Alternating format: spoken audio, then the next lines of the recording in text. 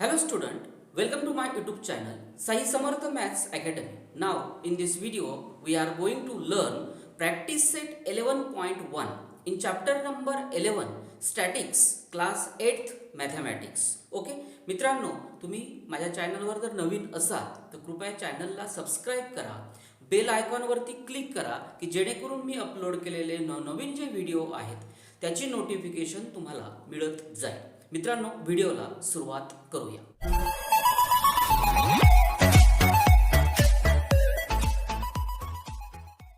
मित्रांनो, आपण practice set 11.1 मधील आधीचे जे दोन क्वेश्चन आहेत ते आधीच्या व्हिडिओमध्ये घेतलेले आहेत. या व्हिडिओमध्ये आपण क्वेश्चन नंबर 3 पासून पुढे असलेले जे एक्झाम्पल आहेत ते आपण इथे घेणार आहोत. आधीच्या व्हिडिओची लिंक तुम्हाला या व्हिडिओच्या डिस्क्रिप्शन बॉक्समध्ये मी शेअर केलेली आहे. तर मित्रांनो, प्रॅक्टिस सेट 11.1 मधील नंबर 3 चा क्वेश्चन पहा. The numbers of members in the 40 families in बिलार आर ॲज फॉलोज. ओके, तर याच्यामध्ये तुम्हाला काय दिलं मित्रांनो की आपल्याला ह्या वेगवेगळ्या प्रकारच्या 40 प्रकारच्या फॅमिली दिलेल्या आहेत. लक्षामध्ये 40 प्रकारच्या फॅमिली कुटुंब दिलेले आहेत आणि त्याच्यामध्ये असलेले मेंबर्स सभासद, एका कुटुंबात किती सभासद आहेत अशा प्रकारे 40 कुटुंबातील सभासदांची संख्या आपल्याला दिलेली आहे. तर या माहितीच्या आधारे आपल्याला प्रिपेअर द फ्रिक्वेन्सी टेबल, लक्षात वारंवारता सारणी तयार करायची आहे आणि त्याच्यावरून आपल्याला मीन हा फाइंड आउट करायचा आहे. तर आता तुम्हाला दिलेला हा डाटा आहे मित्रांनो. ओके, तर याच्यामध्ये काय दिलेलं की हे समजा पहिली जी फॅमिली असेल त्याच्यात 1 मेंबर आहे, दुसऱ्या फॅमिलीमध्ये 6 मेंबर आहे, तिसऱ्या फॅमिलीमध्ये 5 मेंबर आहेत. या अशा प्रकारे या सगळ्या फॅमिली दिलेल्या आहेत तुम्हाला.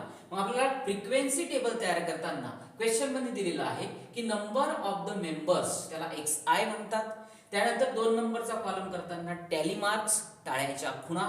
त्यानंतर तिसरा कॉलम करताना नंबर ऑफ फॅमिलीज, लक्षात त्याला fi फ्रिक्वेन्सी असं म्हणतात. आणि चौथा जो कॉलम आहे मित्रांनो तो xi चा हा कॉलम आणि fi यांचा दोघांचा गुणाकार करतात. ओके, मग अशा प्रकारे आपल्याला अशा प्रकारचे एक्झाम्पल सॉल्व्ह करण्यासाठी हे जे 2 कॉलम्स एक प्रकारे दिलेले असतात आणि हे 2 कॉलम तुम्ही एक्स्ट्रा तयार करायचे. अशा प्रकारे 4 प्रकारचे कॉलम आपल्याला अशा प्रकारचे एक्झाम्पल सॉल्व्ह करताना तयार करावे लागतात. त्यांचा क्रम लक्षात ठेवा की टॅली मार्क्स हा नंबर 2 लाच असला पाहिजे, फ्रिक्वेन्सीचा कॉलम 3 नंबरला आणि fi xi यांचा दोघांचा जो गुणाकार आहे तो शेवटचा कॉलम असायला पाहिजे. आता आपल्याला याच्यामध्ये फ्रिक्वेन्सी टेबल पूर्ण करण्यासाठी काय करायचं मित्रांनो, नंबर ऑफ फॅमिली मेंबर्स, हे नंबर ऑफ मेंबर्स दिलेत तुम्हाला. त्याच्यात सगळ्यात लहान संख्या आधी ओळखायची. तर सगळ्यात लहान जर पाहिलं मित्रांनो तुम्हाला 1 दिसतो आहे, बरोबर. आणि सगळ्यात मोठी संख्या ओळखायची. सर्वात मोठी संख्या 7 तुम्हाला दिसते आहे. सर्वात लहान 1 आहे, सर्वात मोठी 7 आहे. आता इथे नंबर ऑफ मेंबर लिहिताना एकापासून 7 पर्यंत क्रमाने लिहायचं मित्रांनो. 1, त्यानंतर 2, 3, इथे 4, त्यानंतर 5, 6 आणि 7. अशा प्रकारे सगळ्यात लहान संख्या 1, सगळ्यात मोठी संख्या 7 क्रमाने आपण ते लिहून घेतलेले आहे. आता हे नंबर्स किती वेळा आलेले आहेत ते काउंट करायचे टॅली मार्क्स साठी. आता हा 1 आहे मित्रांनो, म्हणजे एक मेंबर असलेले कुटुंब किती आहेत ते आपल्याला शोधायचं आहे. आता 1 पहा मित्रांनो, इथे पहा हा 1 1. ओके, बारकाईने पाहायचं. 1 नंतर हा इथे पहा 2. ओके, त्यानंतर 2. 1 हा किती वेळा आलेला आहे मित्रांनो, 2 वेळेस आलेला आहे. टॅली मार्क्स देताना अशा उभ्या 2 रेषा द्यायच्या. लक्षात ठेवा, टॅली मार्क्सच्या खुणा लक्षात ठेवायच्या. 1 द्यायची असेल तर अशा प्रकारे द्यायची, 2 द्यायची असेल तर अशा प्रकारे द्यायच्या, 3 द्यायची असेल तर अशा प्रकारे द्यायच्या आणि 4 असेल तर अशा प्रकारे द्यायचं. 5 असेल तर मित्रांनो अशी क्रॉस करायची. अशा प्रकारे 5-5 चे गट तुम्ही तयार करू शकता. ओके, त्यानंतर 2 मेंबर्स असलेले कुटुंब पाहता. 2 हा 2 अंक किती वेळा आला पहा. इथे आला मित्रांनो 1, 2, नंतर 3, नंतर इथे 4, ओके 5, 6, 7, 8. 8 वेळा आलेला आहे 2. इथे पहा आता 1, 2, 3, 4, 5. ओके, त्यानंतर 6, 7, 8. 8 वेळा आला असेल तर त्याला असं लिहायचं. ओके, हा 2 असेल तिथे तुम्ही फ्रिक्वेन्सी 2 लिहू शकता. हा 8 आलेला आहे म्हणून इथे फ्रिक्वेन्सी 8 लिहिलेली आहे. ओके, त्यानंतर 3 किती वेळा आला पहा मित्रांनो. 3 पहा इथे पहा 1, 2, 3, त्यानंतर इथे पहा 4, 5 6 आणि 7 7 वेळा आलेला आहे. म्हणून तुम्ही इथे 1 2 3 4 5 6 आणि 7 इथे आलेला आहे 7 टाइम्स. ओके. त्यानंतर 4 टाइम 4 मेंबर असलेलं कुटुंब पाहता 4 1 क्रमाने पहा 2 3 4 5 6 7 आणि 8 4 अंक 8 वेळा आलेला आहे.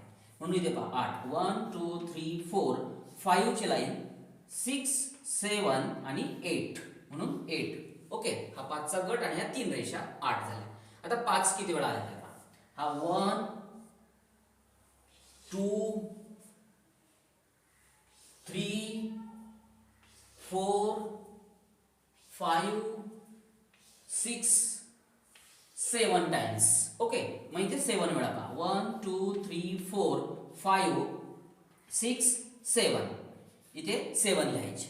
त्यानंतर 6 मेंबर असलेले कुटुंब पहा 1 2 3 4 5 6.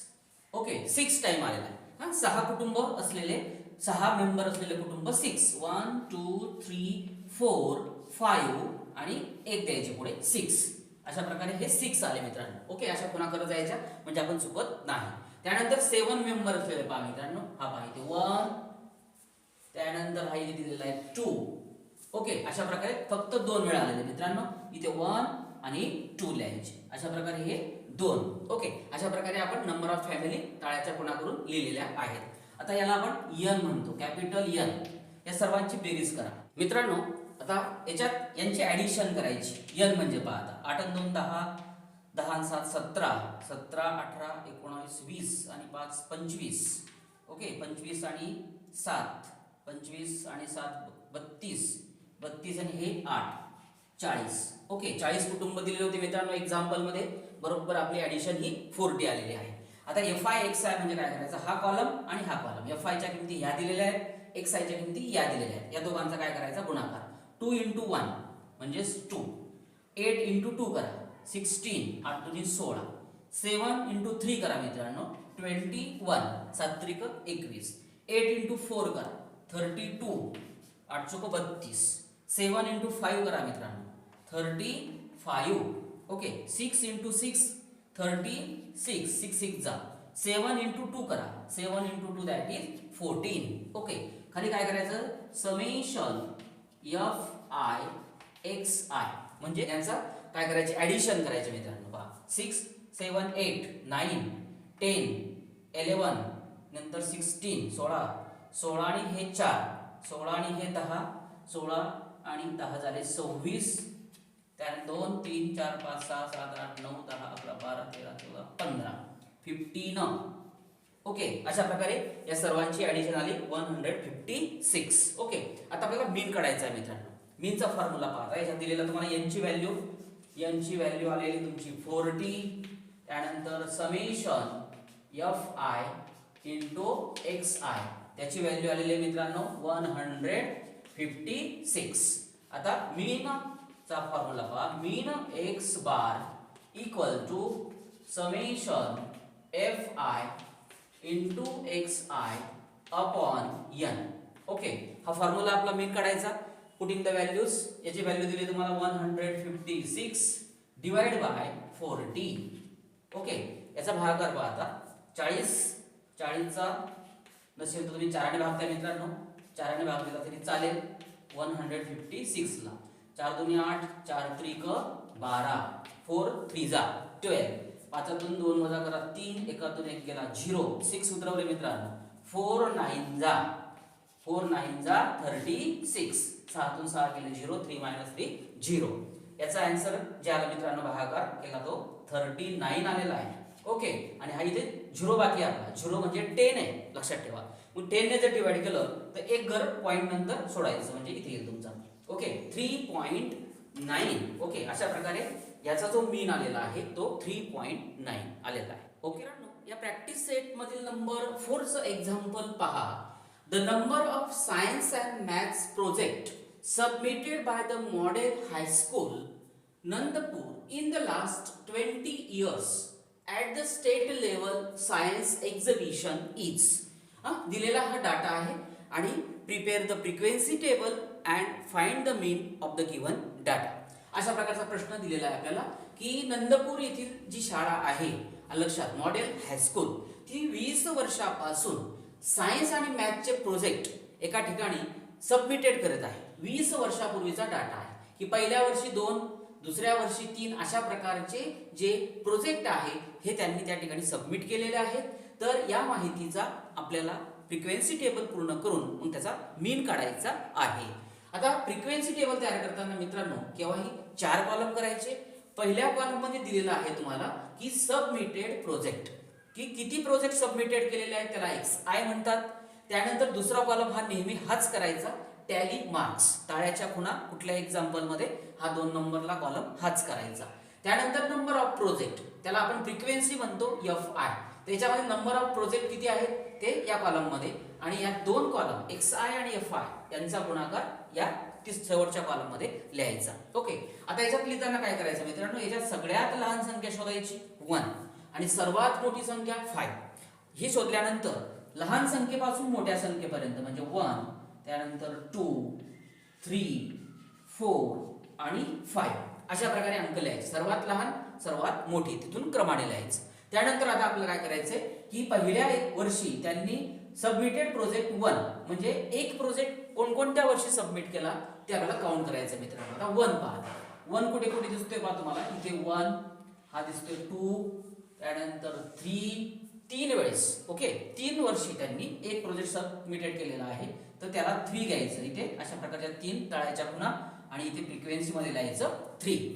त्यानंतर 2 हा नंबर पहा मित्रांनो 1, 2, 3 त्यानंतर 4, 5 आणि 6. ओके. 6 टाइम 1, 2, 3, 4, 5 आणि 6 इथे लिहायचा 6. त्यानंतर 3 प्रोजेक्ट पाहता 3 हा 1, 2, 3, 4, 5 आणि 6 तो सुद्धा 6 टाइम दिलाय. 1, 2, 3, 4, 5 आणि 6 अशा प्रकारे 6. त्यानंतर 4 प्रोजेक्ट पाहिजे हा 1, 2, 3 3 वेळेस 1, 2, 3 इथे लिहायचा 3. त्यानंतर 5 पहा इथे हा 1 आणि हा 2 दिलेला आहे मित्रांनो. अशा प्रकारे 1, 2 म्हणजे इथे लिहायचे 2. ओके. आता याचे काय करायचे ऍडिशन करायचे मित्रांनो. त्याला आपण कॅपिटल N म्हणतो. 6 आणि 3 9 आणि 6 15 15 आणि हे 5 15 आणि 5 किती झाले मित्रांनो 15 आणि 5 20. ओके. आपल्याला 20 वर्षाचा डाटा दिलेला होता. आपली बेरीज बरोबर 20 आलेली आहे. आता FI XI म्हणजे हा कॉलम आणि हा कॉलमचा गुणाकार 3 × 1 दॅट इज 3. 6 × 2 करा मित्रांनो 12.